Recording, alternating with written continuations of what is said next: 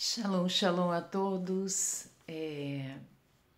Estamos nessa trajetória, né, de 40 dias, nesse tempo de Techuvá.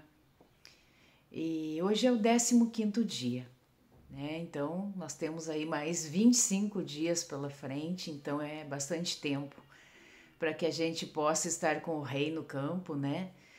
Conforme esse mês 6 de Elul, o Rei está aí num grande portal disponível para nós, sem protocolos, e para que a gente possa se abrir para ele em verdadeiro, né, arrependimento, a verdadeira techuvá. E é sobre isso que eu quero falar um pouco, né, nesse vídeo, né, nesse dia, nesse 15º dia. Qual a motivação da nossa techuvá, né? Por que dessa techuvá? Será que é uma motivação verdadeira, né? Será que estamos realmente com o desejo de nos encontrarmos com o Rei, de voltar para casa? Ou será que nós estamos nessa techuvá por medo, né? Porque infelizmente muitas pessoas elas se achegam a Deus por medo de ir para o inferno. Sim. E isso é uma realidade, né? Deus não quer ninguém medroso. Ele diz que o verdadeiro amor lança fora todo o medo. O verdadeiro amor procede dele, né? É nele que nós achamos o verdadeiro amor. Então, quando a pessoa ela está em techuvá, né, entre aspas, né, achando que está em techuvá, mas não está, tá?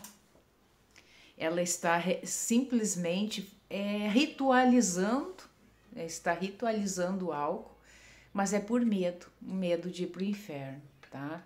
E não é essa motivação real que a gente tem que se aproximar de Deus, é por amor, né? Por sentir que nós somos peregrinos realmente neste lugar, que nós não nos encaixamos mais neste mundo, não que a gente vai ser aí alguém que não interage mais neste mundo, se Deus ainda permite que a gente esteja vivo aqui, porque realmente nós temos que ser luz neste lugar. Nós não podemos ser aquelas pessoas, não toque em mim que eu sou ungido do Senhor. Dá licença, abram caminho que está passando aqui um servo do Senhor, né? Os meus anjos aqui todos comigo, me acompanhando. Isso é arrogância, né? E quantos a gente vem dessa forma, né? Se achando superior aos outros. Sai daqui, pecador, né? Não se aproxime de mim porque eu sou santo, né? Eu sou ungido do Senhor.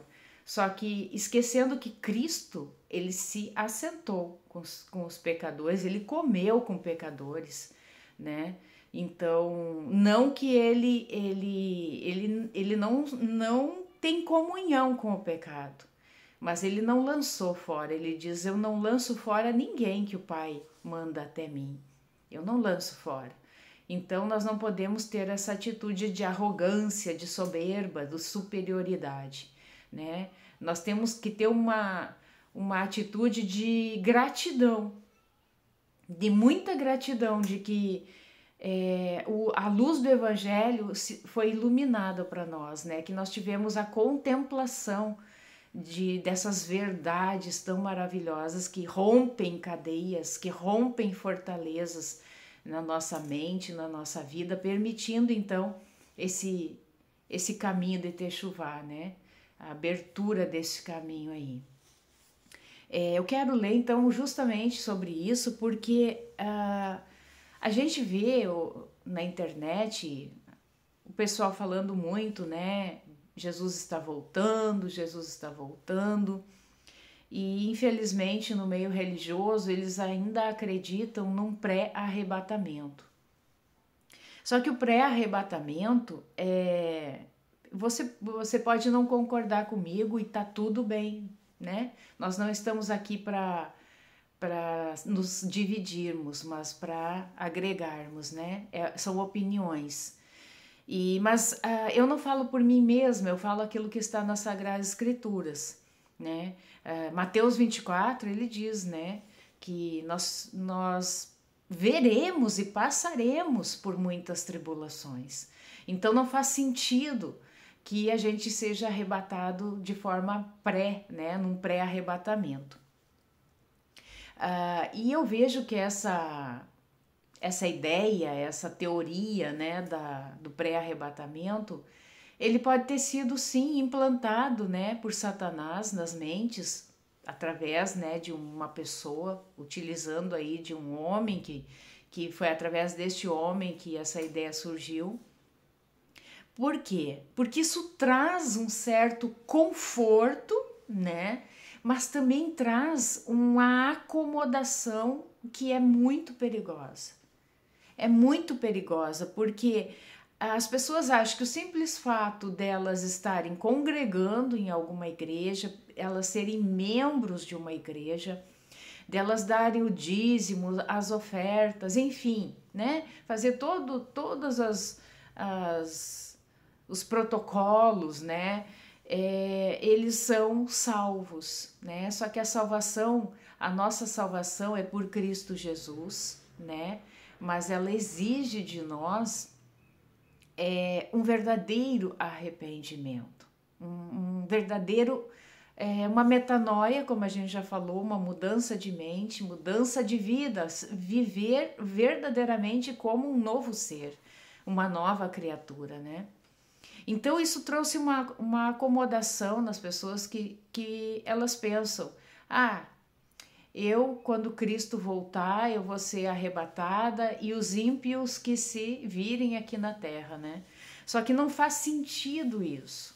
Não faz sentido, não faz nenhum sentido nós que somos luz deste mundo sermos arrebatados, né? E ficar aqui os ímpios. Não faz sentido, né? Porque os ímpios, eles precisam, enquanto ainda há tempo, e a gente vai ler isso, serem iluminados também pela revelação da palavra de Deus, tá? Então, Joel 2:1 diz assim: toquem a trombeta em Sião, que o grito de alerta seja ouvido no meu santo monte, que todos tremam de medo, porque o dia do julgamento do Senhor está chegando, ele está próximo. É um dia de escuridão e de sombras, de nuvens negras, de trevas profundas. Que exército enorme, ele cobre as montanhas como a luz da aurora. Como é grande e poderoso esse exército, nunca se viu nada parecido e jamais se verá algo semelhante nas gerações futuras. Esse pré-arrebatamento também, ele acovardou as pessoas e elas não enxergam, né? Por exemplo, todos aqueles que morreram por Cristo, por não negarem o nome de Cristo, né? Nas arenas, comido pelos leões, de várias formas, né? Como Isaías, que foi cerrado no meio, Pedro foi crucificado, e ele, né, pediu que fosse crucificado com a cabeça para baixo, que ele não se achava digno de morrer como Cristo, né? Enfim, por enforcamento, por espada, enfim, tantas foram as formas, né, que foram mortos aqueles que creem em Cristo. Então, será que esse evangelho né, carregar a cruz, como Cristo diz, né, aquele que não vem após mim, que não carrega a minha cruz, não é digno de mim? Então esse evangelho fácil, esse evangelho, sabe, que não traz verdadeiramente aquilo que está dentro do coração, porque quem que está disponível a morrer? Quem que está disponível para perder a cabeça? Quem que está disponível para ser torturado? Então, se eu for arrebatado de forma pré-tribulacionista, né? Então eu não vou passar por tudo isso. Por que que as pessoas se acham melhores do que os apóstolos, por exemplo? Por que que as pessoas se acham melhores do que os profetas que foram mortos? Por que que eu tenho que eu posso me achar melhor para simplesmente num passe de mágica eu ser levado, né, como o suprassumo, né, como superior a todos esses heróis da fé que morreram, né, pela espada, nas prisões, de tantas formas, né? Então é ali que foi provado a verdadeira fé das pessoas, né? Não negar o nome de Cristo até o fim. No livro de Macabeus, eu já citei isso em algum outro vídeo, ali houve uma perseguição terrível aos crentes, né? Aos hebreus e aos israelitas, né? E ali tinha uma família, uma mãe, não fala do pai, fala da mãe que tinha 6 filhos. E ali eles estavam, né, sobre a opressão do inimigo, e eles pegavam um por um dos filhos, desde o mais velho até o mais novo, e diziam: nega Cristo que nada vai te acontecer. E ele disse: não, eu jamais vou negar. E ali eles sofreram as coisas mais terríveis, que possa, se a gente não imagina que isso seja possível, mas eles não negaram a Cristo. E aquela mãe, ela assistiu à morte de cada um dos seus filhos. E ela foi a última a morrer, glorificando a Deus, exaltando o nome do Senhor, pelo fato de nenhum dos seus filhos ter negado a Cristo também. Então nós não somos melhores do que eles. Não faz sentido que a gente simplesmente, né, seja levado sem ser provado, né, a nossa fé, onde está verdadeiramente o nosso coração, tá? À frente deles e à sua volta marcha o fogo. Antes de eles passarem, a terra parece o jardim do Éden, toda a sua beleza. Depois que eles passam, parece um deserto arrasado. Eles destroem tudo, nada escapa. Eles se parecem com cavalos e são igualmente velozes. Olhem para eles, saltando pelos picos das montanhas. Ouçam o barulho que fazem, semelhante ao dos carros de guerra ou ao som do fogo queimando um campo, ou também a um grande exército entrando em formação de combate. O medo toma conta dos povos que esperam. Seus rostos ficam pálidos de pavor.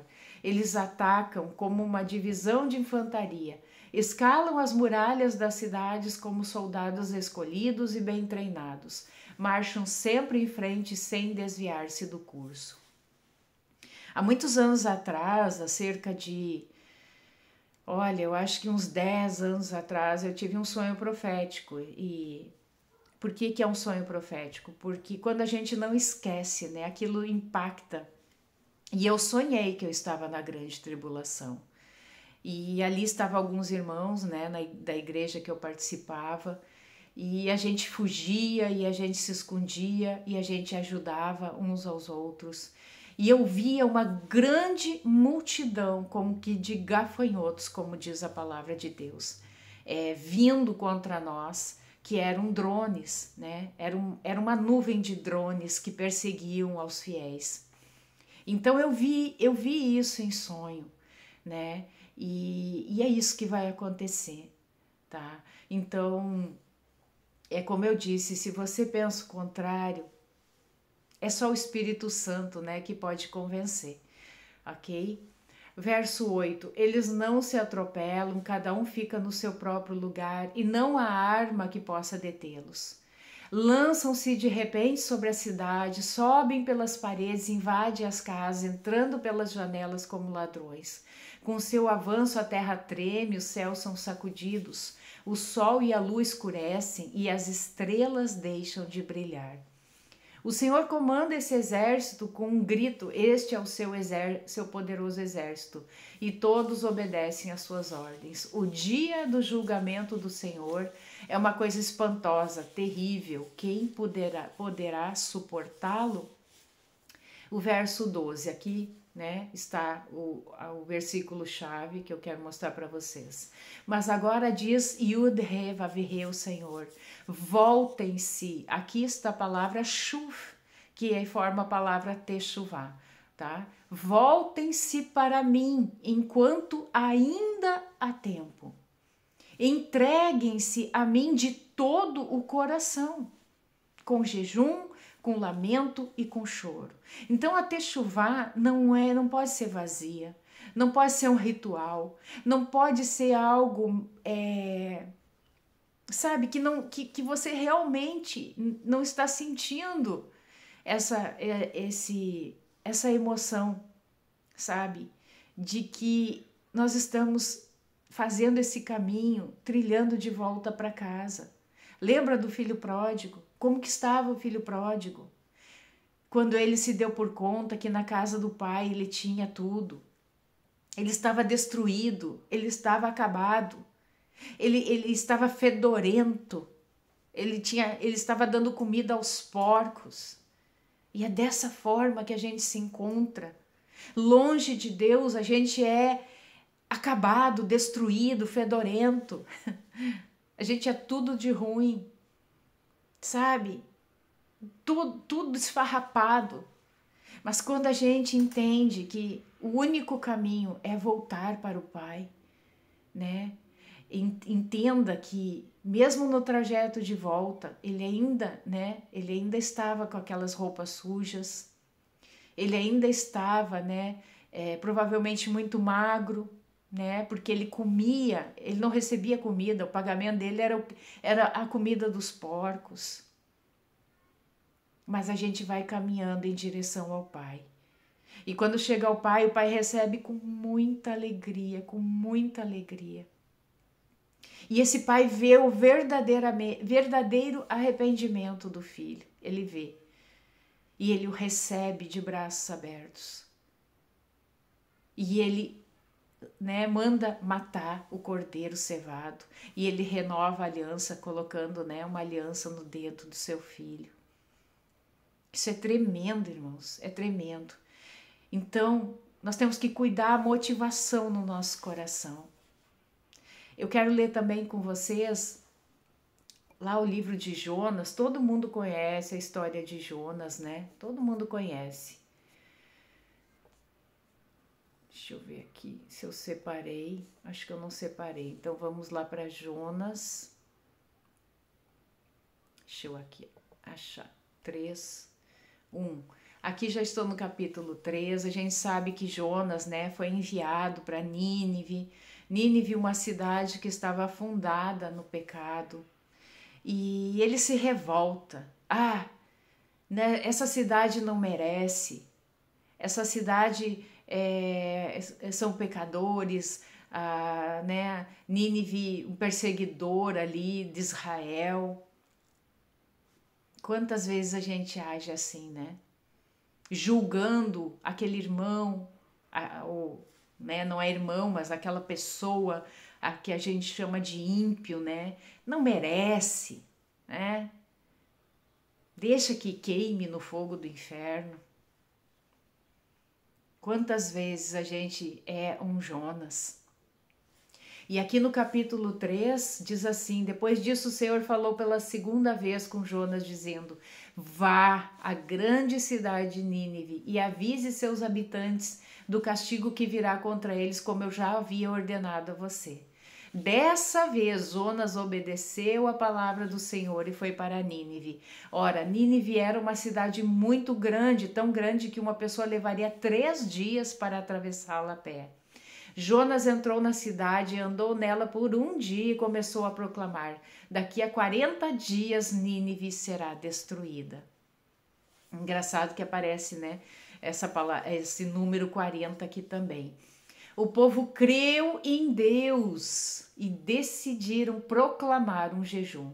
E todos os habitantes, desde o maior até o menor, vestiram-se de panos de saco. Olha que incrível. Que incrível, Todos. Isso porque quando o rei de Nínive ouviu o que Jonas estava falando, desceu do trono, humildade, trocou suas roupas reais por pano de saco e se assentou sobre cinza. Vocês têm noção o que é um rei fazer isso? o quanto ele foi impactado por essa palavra. O rei e seus ministros mandaram a seguinte mensagem para toda a cidade: ninguém, nem homem, nem animal, bois ou ovelhas, poderá se alimentar ou beber água. Todos devem se cobrir de pano de saco, homens e animais, clamar a Deus com fervor. Deixem seus maus caminhos, suas violências e seus roubos. Assim, quem sabe, Deus permita que continuemos a viver e não ficará tão furioso a ponto de querer nos destruir. E quando Deus viu que haviam deixado de lado seus maus costumes, abandonou seu plano de destruir os habitantes de Nínive. Eu encerro esse vídeo com essa palavra. Que a minha e que a sua techuvá seja como a techuvá desses considerados ímpios, que quando eles ouviram a palavra da boca do profeta, eles não duvidaram. O rei, sendo rei, desceu do seu trono, retirou suas vestes reais e se assentou na cinza. Amém? Que o orgulho, que a arrogância, que a autossuficiência não nos faça chegar diante do rei naquele dia e ele dizer: afastai-vos de mim, porque eu não vos conheço. Amém? Shalom, shalom.